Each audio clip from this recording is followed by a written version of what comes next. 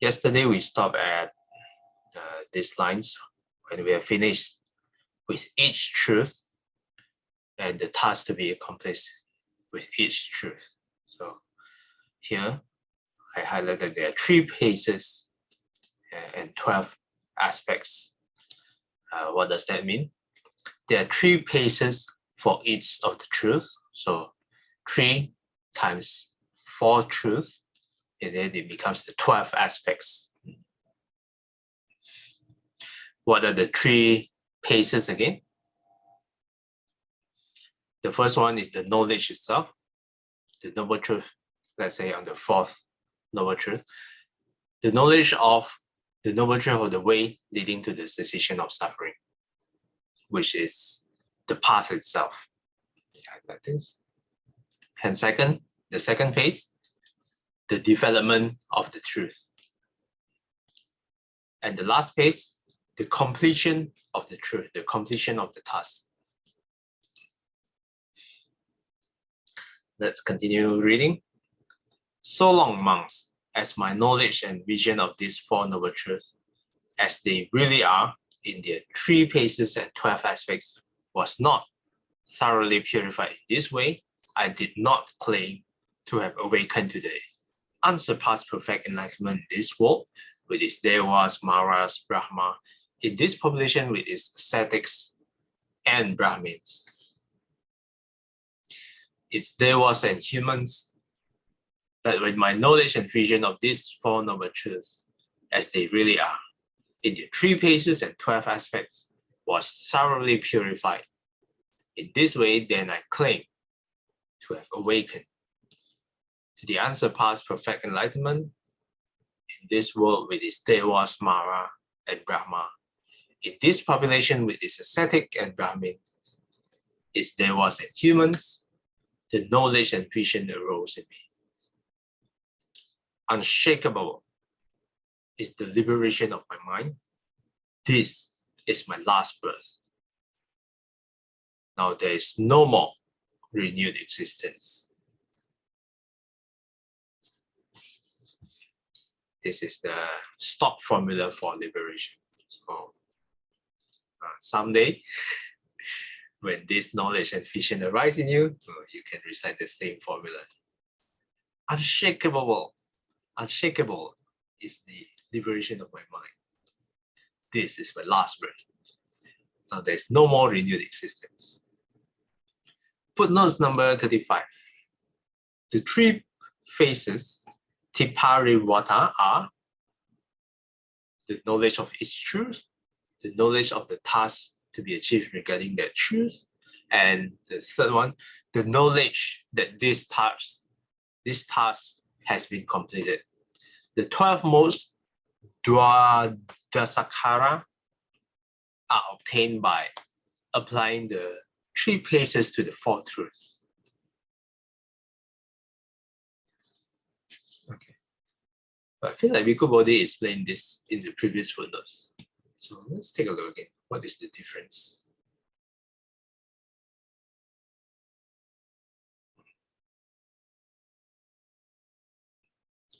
T2.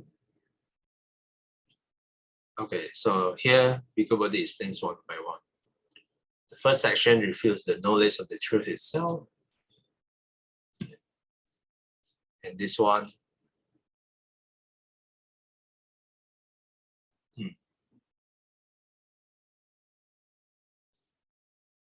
the second one reveals the knowledge of the task to be accomplished with regards to the truth. And the third one,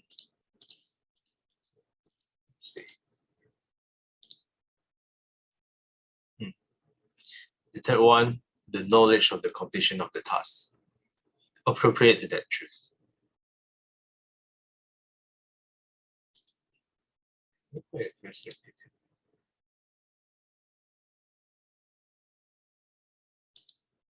Okay, so note 35 is like a summary of the 3 previous notes. In addition, Bhikkhu Bodhi adds the 12 modes here, are obtained by applying these 3 phases to the 4 truths. Let's continue reading, Sister Choi Kwan.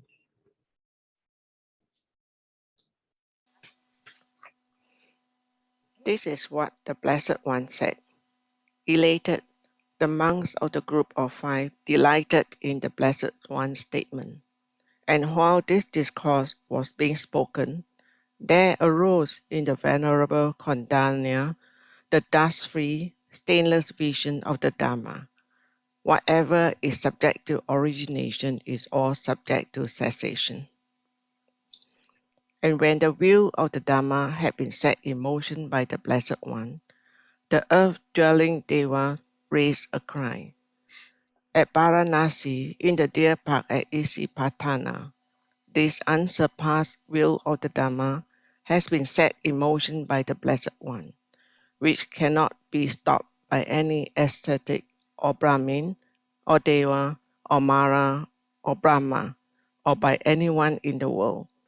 Having heard the cry of the earth-dwelling Deva, the Devas of the rhyme of the 4 great kings raised a cry. At Varanasi, this unsurpassed wheel of the Dhamma has been set in motion by the Blessed One, which cannot be stopped by anyone in the world. Having heard the cry of the Devas of the rhyme of the 4 great kings, the Tawatimsa Devas, the Yama Devas, the Tusita Devas, the Devas who delight in creating, the Devas who wield power over others' creation, the Devas of Brahma's company raised a cry. At Varanasi, in the deer park at Isipatana, this unsurpassed wheel of the Dhamma has been set in motion by the Blessed One, which cannot be stopped by any ascetic or Brahmin or Deva or Mara or Brahma or by anyone in the world. Okay. Thanks, Sister Shaikon. Thank you. Footnotes number 36. This stock formulation implies that on this occasion, Kondanya attained the first stage of enlightenment, stream entry. So which stock formulation is this one? Whatever is subject to origination is all subject to cessation.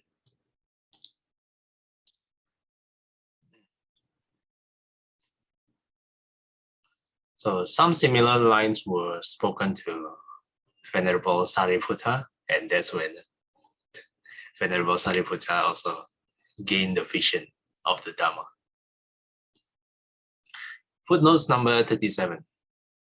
These are the devas of the 6 sense sphere heavenly worlds and the Brahma world.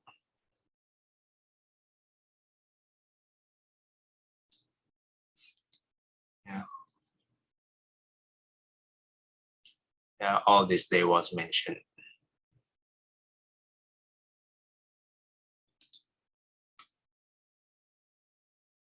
Six sense sphere.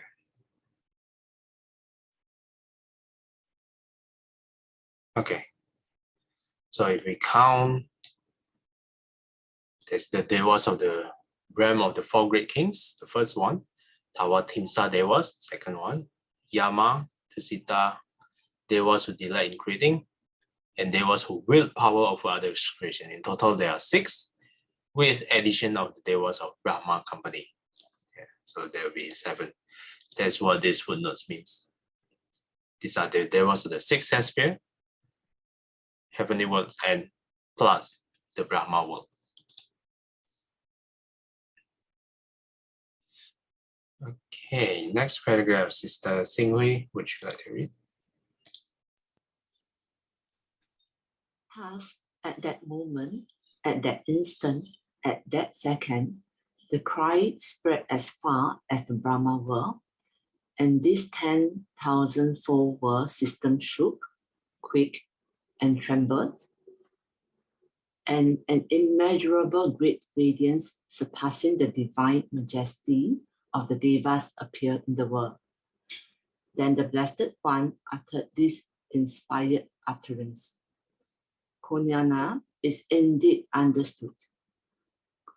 Kondanya is indeed understood. In this way, Venerable Kondanya acquired the name Anna Kondanya, Kondanya who has understood. Sadhu, sadhu, sadhu. Okay, thanks, Sister Xinghui. This is taken from Samyutta Nikaya 56:11. Dhammacakkappavattana Sutta. This was the first discourse the Buddha, the current Buddha, ever taught to us wordlings. So after expounding this, then Venerable Kondanya uttered this line: whatever is subject to origination is all subject to cessation. And then the whole world shook, quaked, and trembled. Why? Because this is the first time someone understood the Dhamma other than the Buddha. And this indicates the setting in motion, the wheel of the Dhamma. And in this way, Venerable Kondanya acquired the nickname Anya Kondanya, Kondanya who has understood.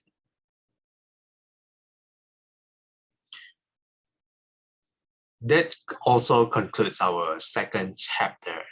And any comments or questions so far? With regards to specifically the second chapter and also the past chapter, if you want to raise anything. Sorry, brother, can I ask a question? Yes. So at Varanasi, is it when the Buddha talks about the truth of suffering, the fourth truth, where the very first will of Dharma was being spread? Is at Varanasi, right? This is the same place where he actually mentioned this, is it? Let's take a look. Yeah, it does seem so if you read this line. At Varanasi in the deer park at Isipatana, this unsurpassed wheel of the Dhamma has been set in motion by the Blessed One. Yeah, it does seem so. Okay. So it's at the same time, or actually it's just at a different time, but at the same place? At the same time with what event? The Buddha talked about the fourth truth. Yes. For the first time, right? And that's the first wheel of Dharma at Varanasi, right? Let me check.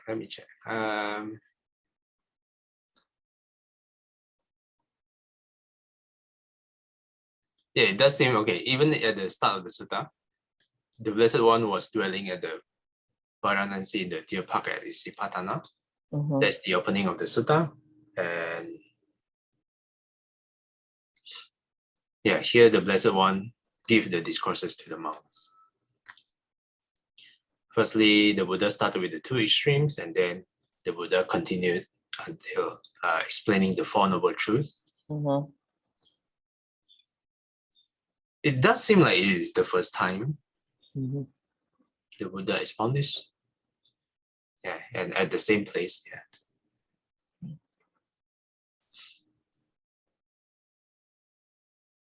Okay, thanks for the question. What about others? Any other questions?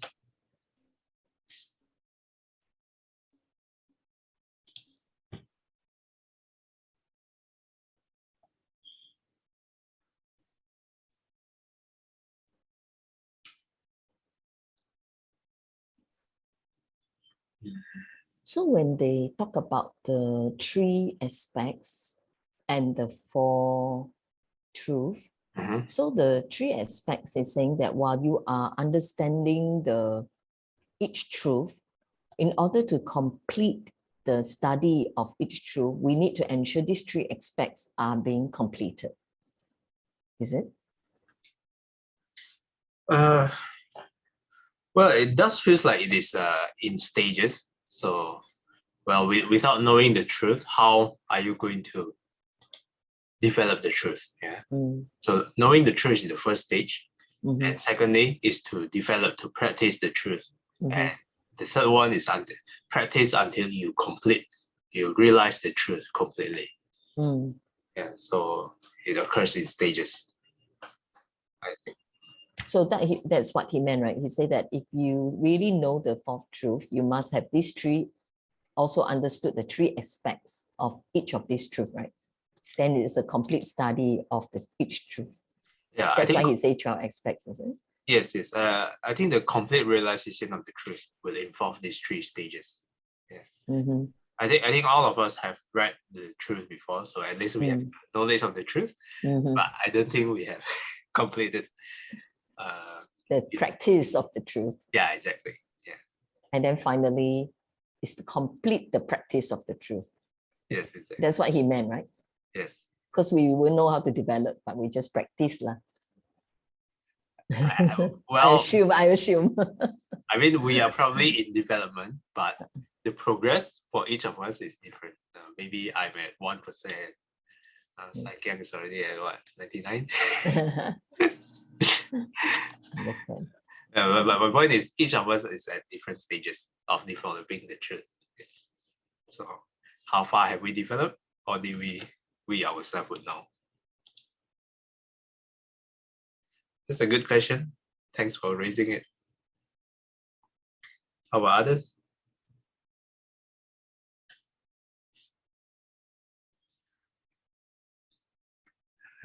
Next time we will continue with the summary. We will recap the second chapter.